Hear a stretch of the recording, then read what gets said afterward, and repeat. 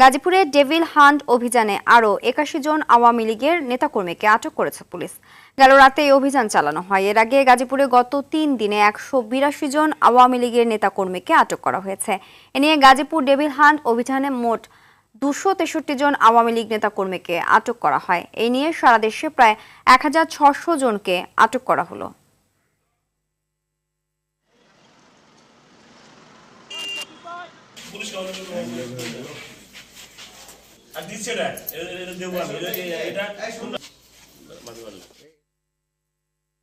এই বিষয়ে আরো জানাতে গাজীপুর থেকে সরাসরি যোগ দিচ্ছেন সহকর্মী কামাল হোসেন বিপ্লব। বিপ্লব, নতুন করে আর কাউকে আটক করা হলো কিনা জানাবেন, এবং আটককৃতদের বিরুদ্ধে অভিযোগ কি আছে, পুলিশ কি বলছে?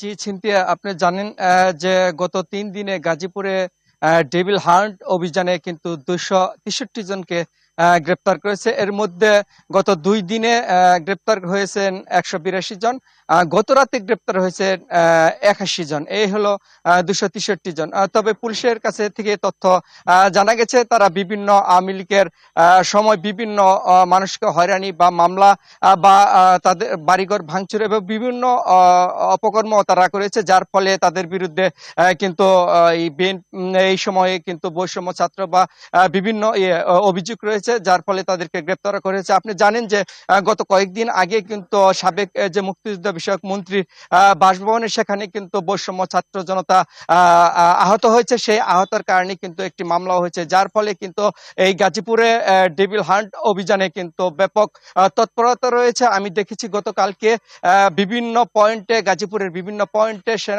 সেনাবাহিনী, পুলিশ এবং বিভিন্ন পয়েন্টে তারা এই অভিযান তৎপরতা চালিয়েছেন এবং বিভিন্ন মানুষকে তাদেরকে থামিয়ে থামিয়ে তাদেরকে চেক করা হয়েছে।